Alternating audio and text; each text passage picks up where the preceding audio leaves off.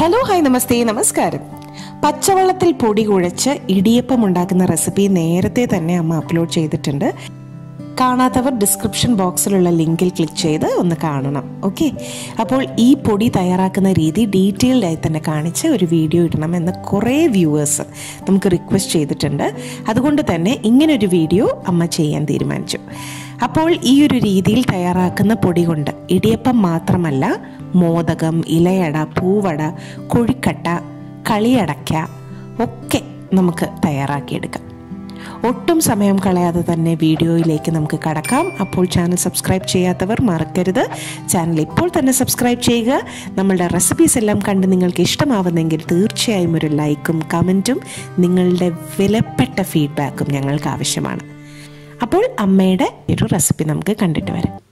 ഇതുപോലെ ഒരു 250 ml ഗ്ലാസ്സിൽ 3 ഗ്ലാസ് പച്ചരി എടുത്തിട്ടുണ്ട്. ഇതിപ്പോൾ കഴുകി 2 മണിക്കൂർ കുതിർത്തെടുത്തിട്ടുള്ളതാണ് കേട്ടോ. സാധാ ദോശയ്ക്കൊക്കെ എടുക്കുന്ന പച്ചരിയില്ലേ, ആ അരിയാണേ. ഇതിപ്പം വെള്ളമൊക്കെ ഒന്ന് ഡ്രെയിൻ ചെയ്ത് ഒന്നുകിൽ ഒരു തുണിയിലൊന്ന് സ്പ്രെഡാക്കി അതൊന്ന് ഡ്രൈ ആക്കി എടുക്കാം, അതല്ലെങ്കിൽ ഒരു പരന്ന പാത്രത്തിൽ ഒന്ന് സ്പ്രെഡാക്കി ഫാനിൻ്റെ അടിയിലൊന്ന് വെച്ച് കൊടുത്താലും മതി. ഇടയ്ക്കിടയ്ക്കൊന്ന് ഇളക്കിയിട്ട് കൊടുക്കണം എന്ന് മാത്രം. ഇതിപ്പോൾ കണ്ടില്ലേ, നല്ല ഡ്രൈ ആയി കിട്ടിയിട്ടുണ്ട്. ഇതിപ്പോൾ ഞാൻ ഫാനിൻ്റെ അടിയിൽ വെച്ച് ഉണക്കിയെടുത്തതാണ്. ഇതിപ്പോൾ ഒരു മിക്സർ ജാറിലേക്ക് കുറേശ്ശെയായി ചേർത്ത് ഒരു 2-3 ബാച്ചസായിട്ട് നല്ല ഫൈൻ പൗഡറാക്കി നമുക്ക് പൊടിച്ചെടുക്കാം. അതുപോലെ പൊടിച്ചെടുത്ത ശേഷം ഒരു അരിപ്പയിൽ കൂടി ഒന്ന് സീവ് ചെയ്തെടുക്കണം.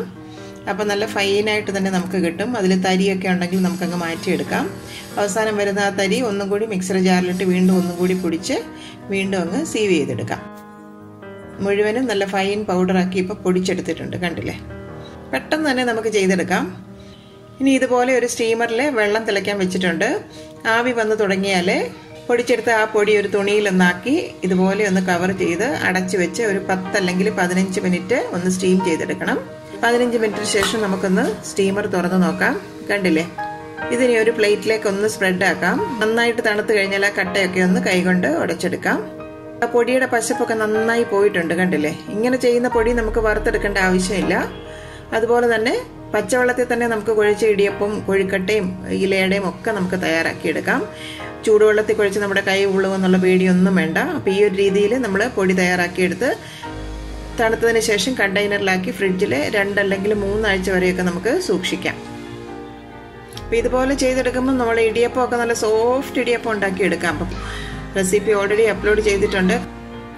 കാണാത്തവരൊന്ന് ഡിസ്ക്രിപ്ഷൻ ബോക്സിലെ ലിങ്കിൽ ക്ലിക്ക് ചെയ്തിട്ട് ഒന്ന് കണ്ടു നോക്കണം. കൂടാതെ ഇലയട, പൂവട, കൊഴുക്കട്ട, മോദകം, അമ്മിണി കൊഴുക്കട്ട, നമ്മുടെ കളിയടയ്ക്ക, ഇങ്ങനെ പലതും നമുക്ക് ഈ ഒരു പൊടി കൊണ്ട് നമുക്ക് തയ്യാറാക്കിയെടുക്കാം. അപ്പോൾ ഈ ഒരു പൊടി ഉപയോഗിച്ച് തന്നെ പൂവട തയ്യാറാക്കുന്ന ഒരു റെസിപ്പിയാണ് ഞാൻ അടുത്തതായിട്ട് അപ്ലോഡ് ചെയ്യുന്നത്.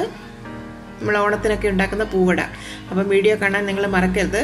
ഒത്തിരി പേർ റിക്വസ്റ്റ് ചെയ്ത ഒരു വീഡിയോ ആണിത്. ഇടിയപ്പത്തിൻ്റെ റെസിപ്പി ഇട്ടപ്പോൾ ഈ ഒരു പൊടി എങ്ങനെയാണ് തയ്യാറാക്കുന്നതെന്ന് പലരും ചോദിച്ചിരുന്നു. പലർക്കും ഈ ചൂടുവെള്ളത്തിൽ കുഴയ്ക്കുന്നത് കാരണം ഇടിയപ്പമൊക്കെ തയ്യാറാക്കാൻ ഭയങ്കര ബുദ്ധിമുട്ടല്ലേ. അപ്പം അറിയാത്തവരായി ആരെങ്കിലും ഉണ്ടെങ്കിൽ കുറച്ച് പേർക്കെങ്കിലും ഈ ഒരു വീഡിയോ പ്രയോജനപ്പെട്ടിട്ടുണ്ടെന്ന് ഞാൻ വിശ്വസിക്കുന്നു. അഭിപ്രായങ്ങളൊക്കെ കമൻറ്റ് ബോക്സിൽ ഇടണേ.